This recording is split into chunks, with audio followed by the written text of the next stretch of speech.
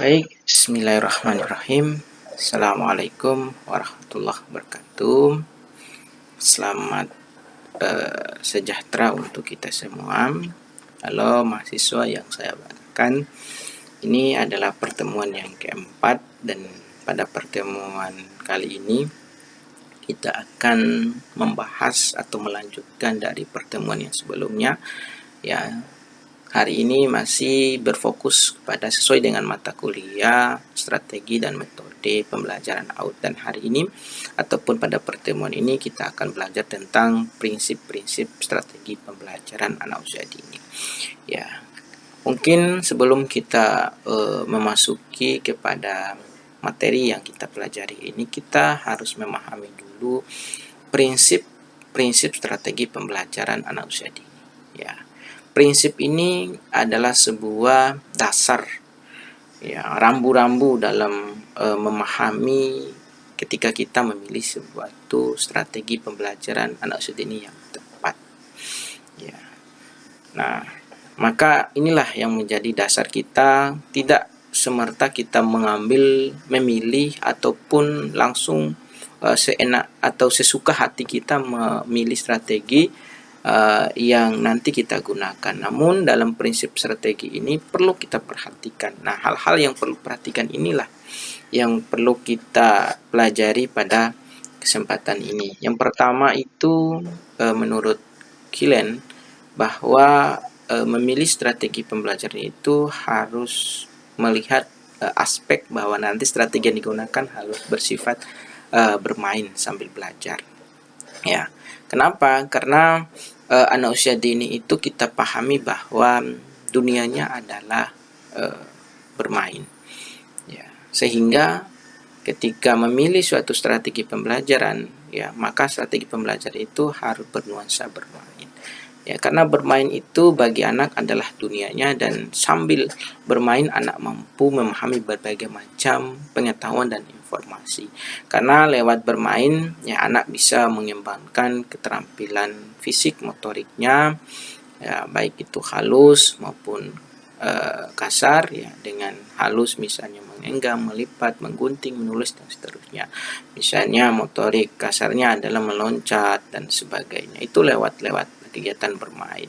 Kemudian bermain ini juga, ya, anak bisa melatih keterampilan berbahasanya, ya, menambah pengetahuannya, melatih cara mengatasi permasalahan, mengelola emosi, bersosialisasi, mengenal matematis atau sains dan seterusnya. Jadi lewat bermain ini, ya, anak bisa belajar dan banyak mengetahui berbagai macam pengetahuan dan informasi.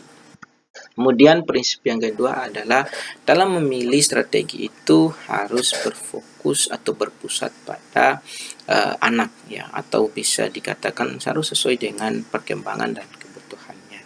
Ya, kenapa? Karena ketika memilih strategi itu harus benar-benar paham bahwa ini pas nggak dengan perkembangannya, dengan fase anak. Meski kita tahu bahwa memang setiap anak itu memiliki fase yang berbeda dalam perkembangannya, yang ada yang cepat, ada yang lambat. Maka perlu kita melihat dan menyesuaikan perkembangan anak itu, ya, masing-masing, ya, dengan melihat dengan bahwa anak itu pasti memiliki perbedaan. Artinya juga dalam pengetahuannya, dalam kognitifnya dan seterusnya itu juga akan berbeda, sehingga strategi yang dipilih nanti harus bisa kita pilih sesuai dengan kebutuhan dan sesuai dengan perkembangan anak. Kemudian prinsip yang selanjutnya adalah nanti ketika memilih satu strategi itu harus bernuansa menyenangkan, ya, kemudian kreatif dan efektif serta aktifnya. Kenapa? Karena proses pembelajaran yang, ya, menyenangkan itu, ya, bisa membangkitkan rasa ingin tahu anak, memotivasi dan berpikir kritis anak, ya. Dia bisa menemukan hal-hal yang baru, ya, menemukan pengetahuan, kemudian anak bisa bereksplorasi, ya. Kemudian bisa memahami pembelajaran itu dengan baik, ya, karena menyenangkan bagi anak itu adalah sesuatu yang bisa memahami pembelajaran yang memang anak itu, ya, tidak bisa diberikan sebuah pembelajaran yang terlalu kaku, yang terlalu monoton, maka harus bernuansa menyenangkan gitu. Kemudian prinsip yang selanjutnya adalah menggunakan berbagai media dan sumber belajar. Nah, strategi yang digunakan nanti ketika pembelajaran pun harus memiliki media ya atau sumber belajar ya. Kira-kira nanti strategi ini cocoknya media apa gitu ya. Bukan hanya media yang telah disediakan di pabrik misalnya ya yang sudah ada, tapi juga media-media yang ada di sekitar anak ya. Anak juga akan merasakan secara langsung ya, ketika dari alam misalnya ada daun, tanah, batu ya, tanaman dan hewan sebagainya. Nah, media-media itu anak bisa bereksplorasi dan bisa mendapatkan berbagai macam pengetahuan dan informasi secara konkret ya. Karena ingat ya bahwa dalam anak usia dini itu kan fase perkembangannya itu berpikir proporsional konkret. Jadi mereka tidak bisa diberikan sesuatu yang abstrak, tapi sesuatu yang real, nyata dan bisa dipegang, yang bisa dilihat, bisa didengar langsung oleh anak. Anak bisa merasakan secara langsung.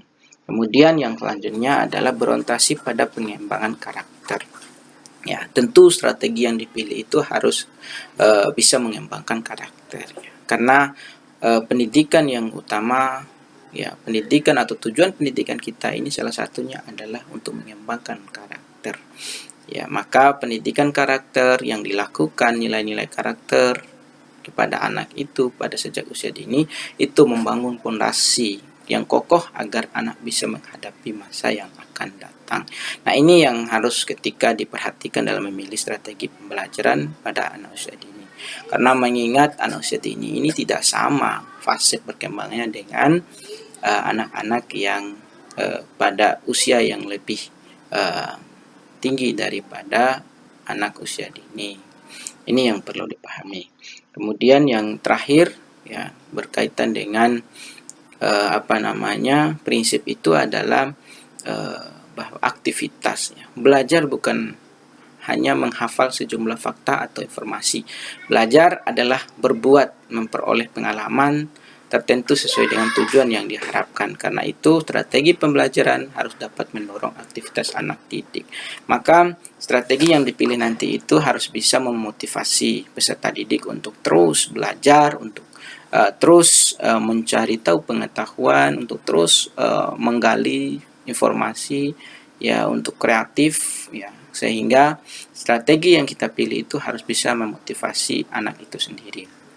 Kemudian yang selanjutnya, ya setelah kita mempelajari tentang prinsip-prinsip pembelajaran anak usia dini itu, ya maka kita perlu juga memahami nih, ya seperti apa sih strategi ataupun berbagai macam strategi pembelajaran anak usia dini itu. Nah, ini adalah beberapa strategi ya yang bisa digunakan ya. Ini hanya salah satu, masih banyak lagi strategi-strategi yang lain yang bisa digunakan ya. Ini strategi yang sering yang digunakan oleh anak dan ini sangat populer ya dalam pendidikan anak usia dini. Strategi yang pertama adalah pembelajaran melalui bermain ya. Bermain merupakan kebutuhan anak. Bermain merupakan aktivitas yang menyatu dengan dunia anak yang di dalamnya terkandung bermacam-macam fungsi seperti pengembangan kemampuan fisik motorik, kognitif, afektif, sosial, dan seterusnya. Ya, tadi dunia anak itu adalah bermain. Ya, artinya bermain sambil belajar. Ya, sehingga bermain inilah sebuah kunci dalam pembelajaran usia dini itu untuk mengembangkan berbagai macam pengetahuan dan potensi yang dimilikinya. Salah satunya adalah motoriknya, kognitifnya, afektifnya, sosialnya ya, kemudian seni, bahasa dan seterusnya. Kemudian strategi yang kedua adalah strategi pembelajaran melalui bercerita. Jadi menurut Mosley Hathor bahwa bercerita merupakan salah satu strategi